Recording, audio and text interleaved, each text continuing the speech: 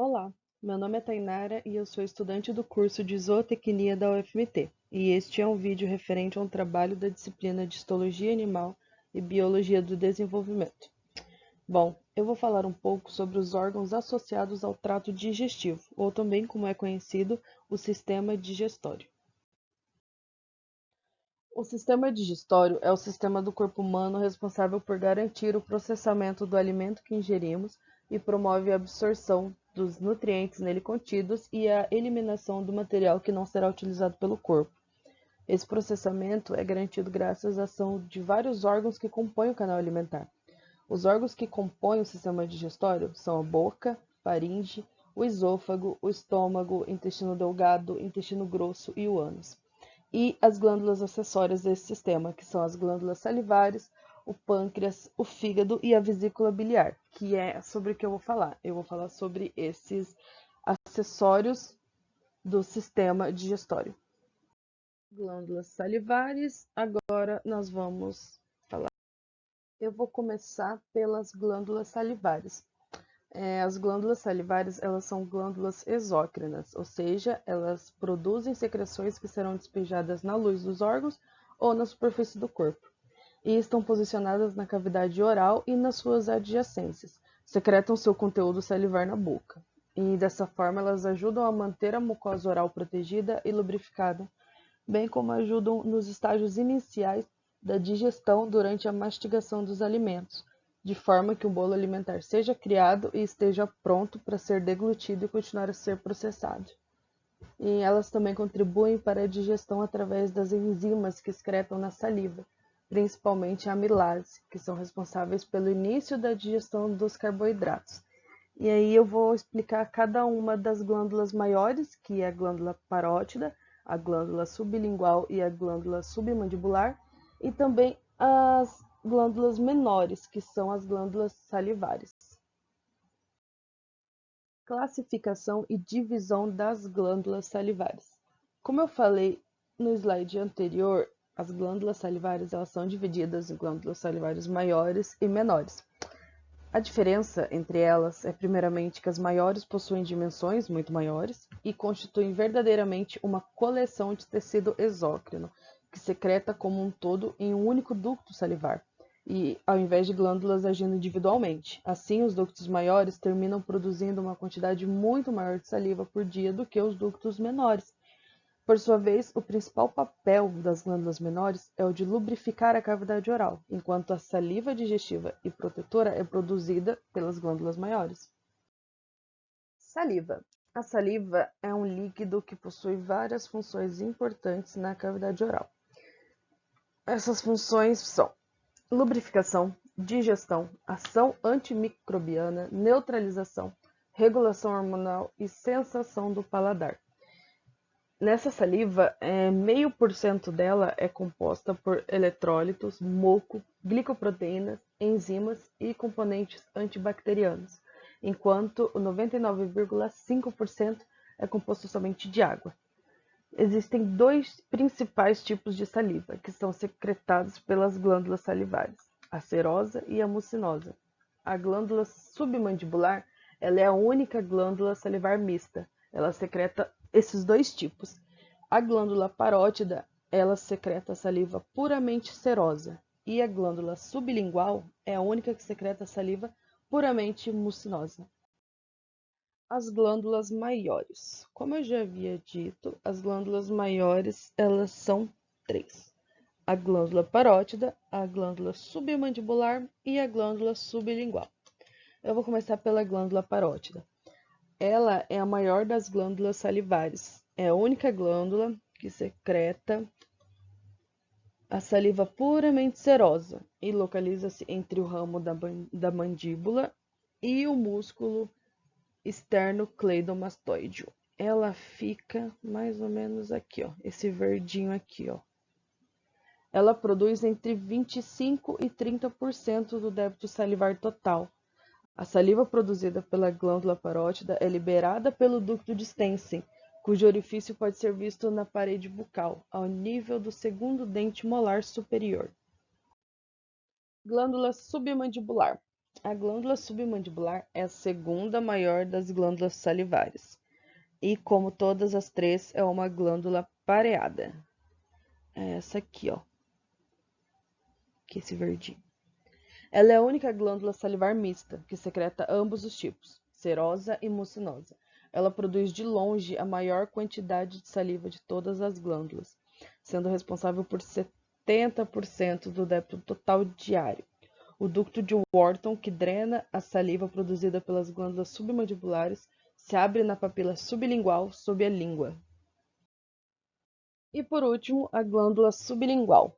Das glândulas salivares maiores, a sublingual é a menor, sendo única devido ao fato de possuir várias aberturas ductais que cursam ao longo das pregas sublinguais. Essa aqui, ó. É a única que secreta saliva puramente mucinosa. Ela também secreta a menor porção de saliva por dia dentre as glândulas maiores, somente 5%. E para encerrar as glândulas salivares, as glândulas menores. As glândulas salivares menores são responsáveis por aproximadamente 1% ou menos do total do débito salivar.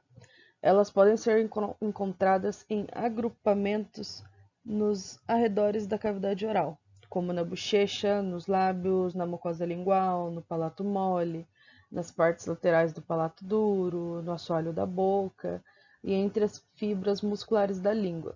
E elas somam aproximadamente 1.000 glândulas individuais no total. Bom, eu falei das glândulas salivares, ok. Agora vamos falar do pâncreas, que tá bem aqui abaixo do estômago. Tá, vamos lá. O pâncreas. O pâncreas é uma glândula mista que atua de forma exócrina e endócrina. Antes de falar do pâncreas, só um adendo rapidinho sobre a diferença das glândulas endócrinas e exócrinas.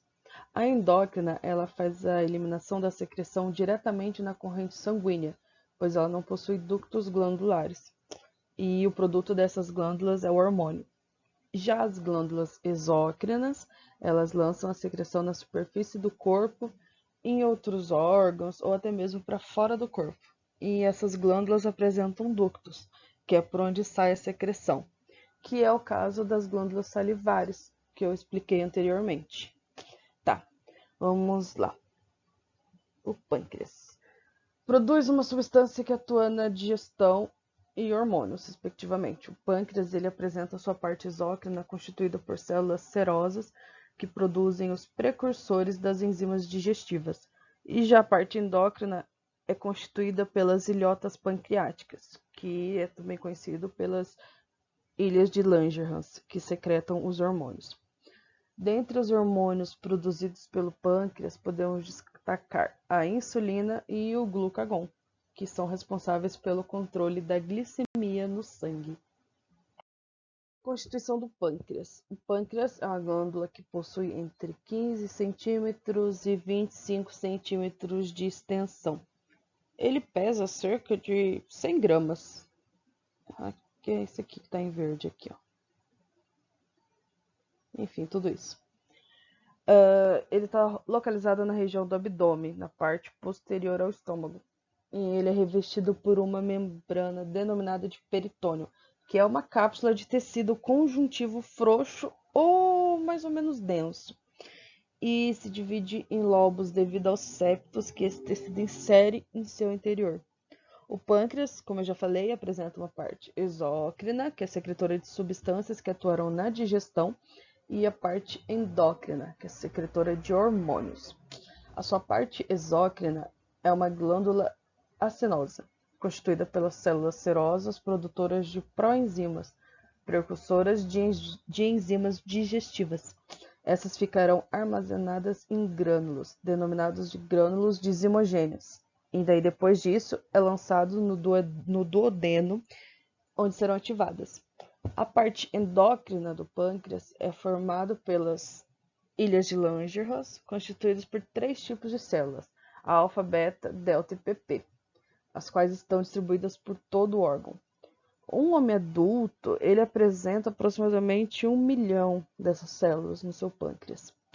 As células alfa são secretoras do hormônio glucagon, que é importante. As células beta secretam a insulina.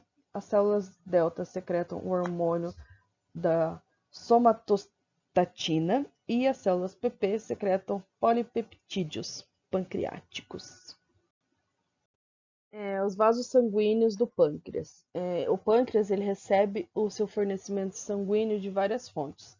A apófise unciforme e a cabeça são vascularizadas pelas artérias pancreático-duodenais superior e inferior, ramos das artérias gastroduodenal e mesentérica superior, respectivamente. Cada artéria pancreático-duodenal tem um ramo anterior e um ramo posterior, que se projetam ao longo das respectivas faces do colo do pâncreas, onde formam as arcadas pancreática-duodenais responsáveis por vascularizar cada face. Por sua vez, o corpo e a cauda do pâncreas são vascularizados pelas artérias pancreáticas, que as ramificam a partir das artérias esplênica, gastroduodenal e mesentérica superior, sendo que a artéria esplênica é a mais relevante para a vascularização destas zonas do pâncreas. As veias pancreáticas são responsáveis pela drenagem de sangue desoxigenado do pâncreas. A veia pancreático-duodenal anterior superior desemboca na veia mesentérica superior, enquanto a posterior desemboca na veia porta hepática. Os vasos linfáticos do pâncreas. A linfa ela é drenada do corpo e cauda do pâncreas através de vasos linfáticos, que esvaziam seu conteúdo nos nódulos linfáticos pancreático-esplênicos, localizados ao longo da artéria esplênica. Os vasos que drenam a cabeça esvaziam-se nos nódulos linfáticos pilóricos. Subsequentemente, a linfa é transportada para os nódulos linfáticos celíaco ou mesentérico superior. Funções do pâncreas. Como eu já falei, o pâncreas é uma glândula mista, possui a parte endócrina e a parte exócrina. As funções. A função da parte exócrina é a produção do suco pancreático, o qual é constituído por enzimas que são lançadas no duodeno, onde vão atuar na digestão de gordura, de proteínas e de carboidratos.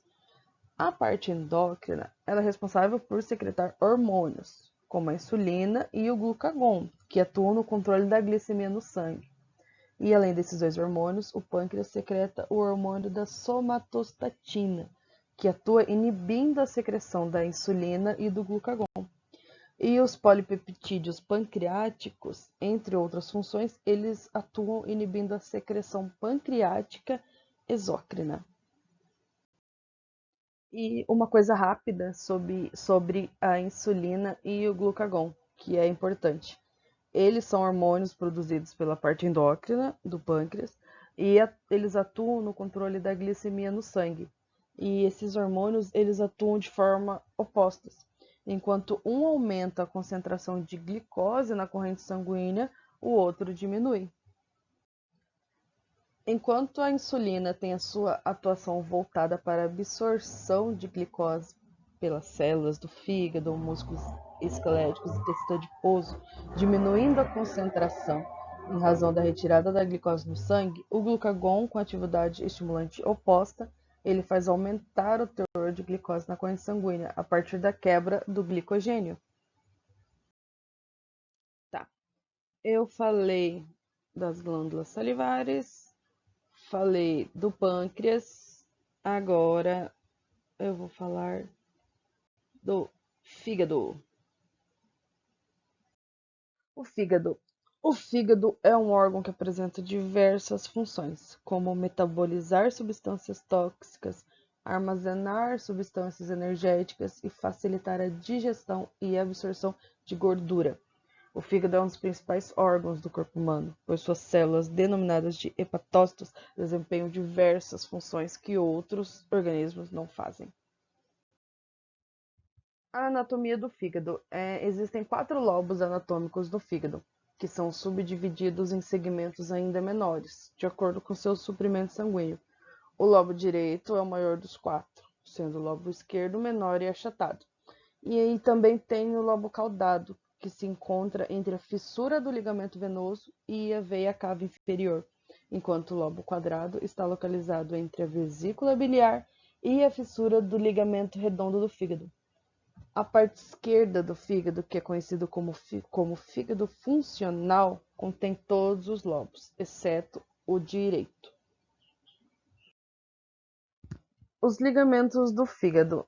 Existem 5 ligamentos que se relacionam diretamente com o fígado, sendo chamados de ligamento coronário, que é formado pela reflexão peritoneal do diafragma ao fígado, possuindo 2 camadas que se encontram à direita. O ligamento triangular esquerdo, que é uma mistura do ligamento falciforme e do aumento menor. O ligamento falciforme não é de origem embriológica, mas uma reflexão peritoneal da parede abdominal superior desde o umbigo até o fígado, e possui o ligamento redondo do fígado em sua borda livre. O ligamento redondo do fígado, que é um remanescente fibroso da veia umbilical que ainda se estende da porção interna do umbigo até o fígado, e o ligamento venoso, também é um remanescente do ducto venoso no interior do útero. Ele se estende entre a veia umbilical e a veia cava inferior. O suprimento sanguíneo do fígado. O fígado ele é um órgão especial, no sentido de que ele recebe mais sangue venoso que arterial, devido ao fato de auxiliar na limpeza do sangue através da desintoxicação. A maior parte do suprimento vascular é levado ao órgão pela veia porta e o restante pela artéria hepática. As veias hepáticas, elas fazem a drenagem venosa do fígado, sendo formada pela união das veias centrais, e drenam diretamente para a veia cava inferior, logo antes de ela passar pelo diafragma. Inervação do fígado.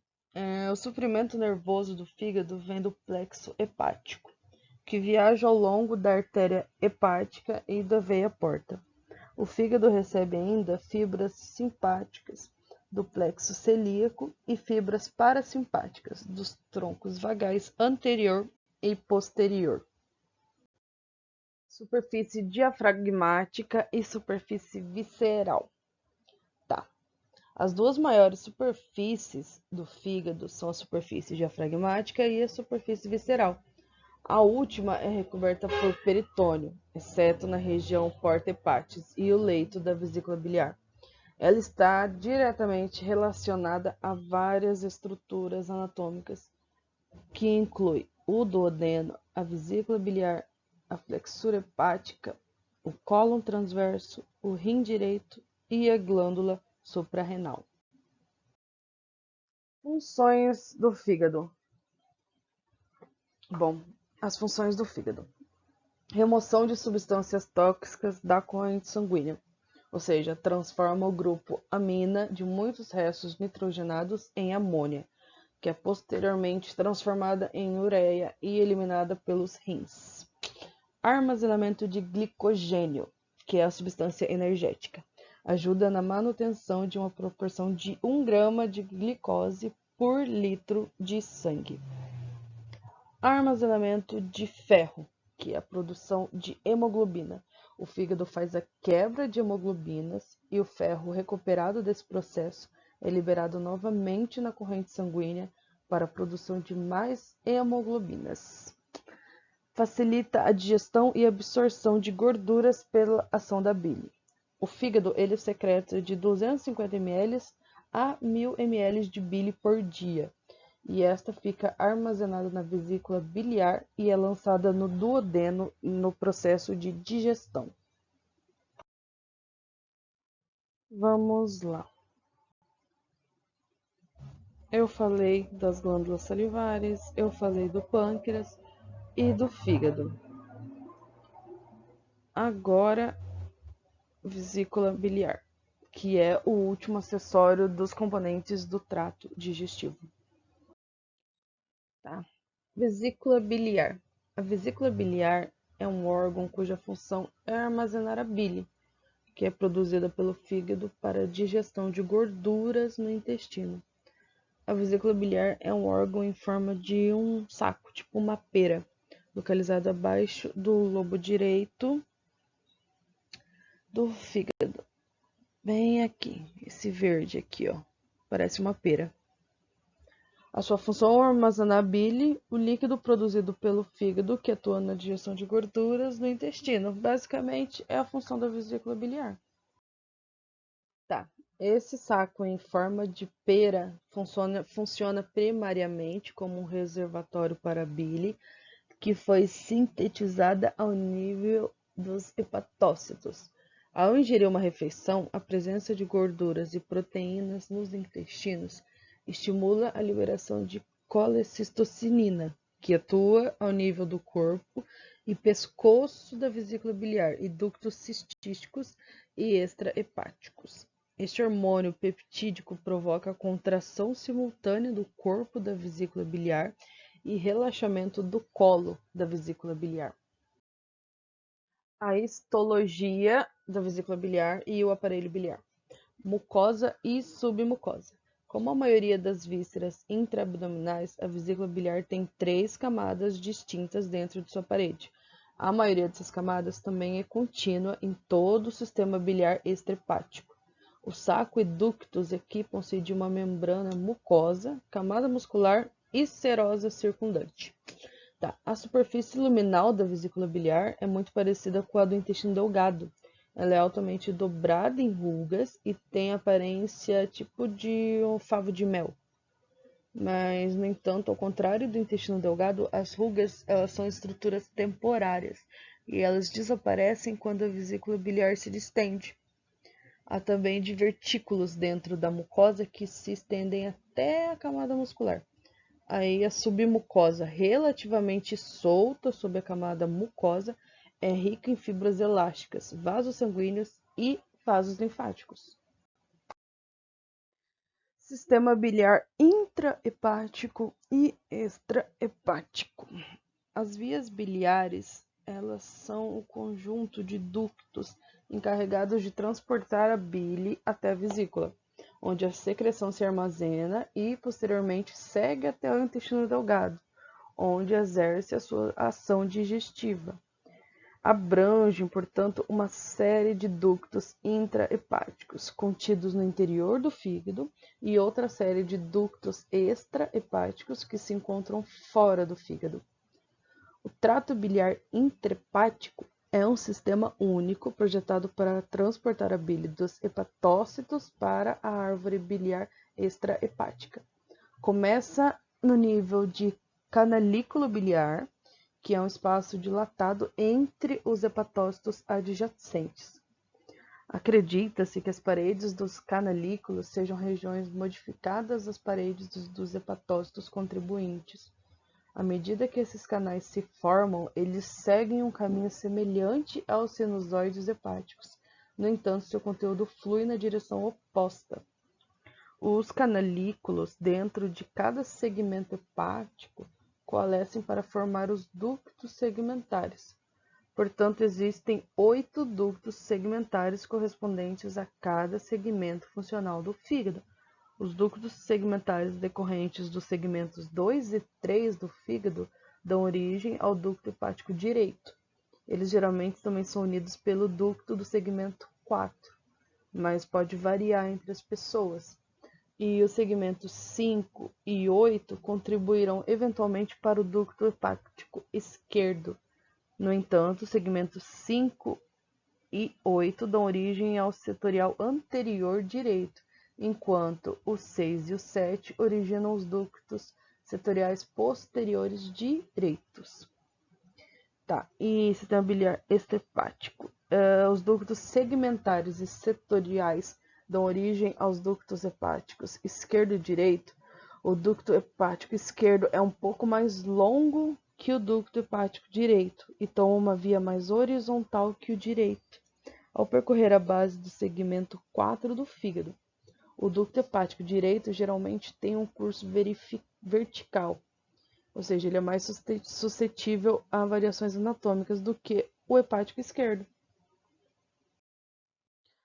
Voltando a falar da forma da anatomia da vesícula, ela é em forma de pera, como eu já falei, e se comunica com os ductos hepáticos comuns através do ducto cístico. Em vivo, o saco é na verdade cinza-azul na aparência, e não verde como descrito nos textos. O órgão tem de 7,5 a 12 centímetros de comprimento e encontra-se na face inferior do lobo anatômico direito do fígado, próximo à fossa hepática, profundamente a parte hepática do peritônio. E finalizando agora a vesícula biliar, eu encerro a parte dos acessórios do sistema digestório, que foram essas glândulas. Mas antes de finalizar, eu vou falar rapidinho sobre os componentes do sistema digestório, mas todo o processo da digestão. Bom, começa pela boca, aqui. A boca é o local onde a digestão começa. Os nossos dentes promovem a digestão mecânica, garantindo que o alimento seja rasgado, amassado e triturado. Além da atuação dos dentes, o alimento na boca sofre a ação da saliva, que foi que eu já falei, que é secretada pelas glândulas salivares.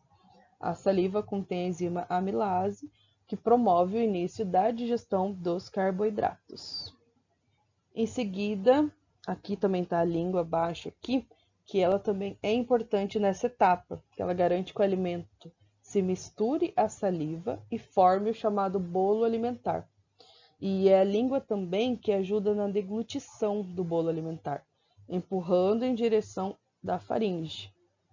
E aí ele segue para a faringe, que é o órgão comum do sistema digestório e respiratório, abrindo-se em direção à traqueia e ao esôfago. E nisso o bolo alimentar segue aqui da faringe para o esôfago, que é esse tubo musculoso que conecta a faringe com o estômago. O bolo alimentar atinge o estômago graças às contrações do músculo liso que forma o esôfago. Essas contrações são chamadas de contrações peristálticas e atinge o estômago, onde sofre a ação do suco gástrico e transforma-se em quimo. Tá, continuando aqui, o estômago. Aqui. O estômago é o órgão dilatado do sistema digestório e está localizado logo abaixo do diafragma. Nesse órgão, o bolo alimentar sofre a ação do suco digestivo, chamado suco gástrico, que é ele misturado graças à atividade muscular do órgão. Nesse momento, o bolo alimentar passou a ser chamado de quimo, que eu já falei antes. O quimo chega ao intestino delgado e sofre a ação de secreções produzidas pelo próprio intestino delgado, pâncreas e fígado. No intestino delgado ocorre grande absorção dos nutrientes. Então aqui, intestino delgado, pâncreas e fígado. Tá, continuando. Sobre o intestino delgado. Trata-se da porção mais longa do sistema digestório. Ele apresenta cerca de 6 metros de comprimento e possui 3 segmentos, que é o duodeno, o jejuno e o íleo. Nessa porção do sistema digestório, a digestão é finalizada e há a absorção de nutrientes. O órgão é responsável pela maior parte do processo de digestão. Em seguida, a bile. A bile é produzida aqui no fígado e em seguida vem aqui para a vesícula biliar. É armazenada pela vesícula biliar e atua como emulsificante, facilitando a digestão dos lipídios. Já a secreção produzida pelo intestino delgado é rica em enzimas. E em seguida, o intestino grosso. Ele tem cerca de 1,5 metro de comprimento e é responsável pela absorção de água e formação da massa fecal. No intestino grosso, há a formação de fezes, que são eliminados para o meio externo pelo ânus, aqui embaixo. E é isso, um resumo rápido sobre todos os componentes do sistema digestório, como funciona desde o início da digestão.